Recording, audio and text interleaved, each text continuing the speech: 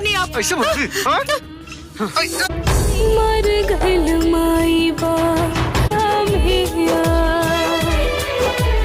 लोग बाकी बदलेला लोग बाकी।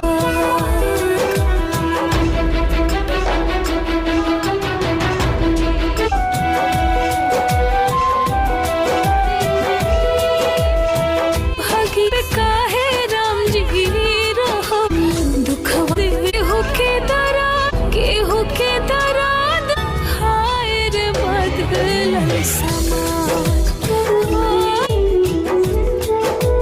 काटत दुख आखिर कवन बोल प्यार से ना बोल के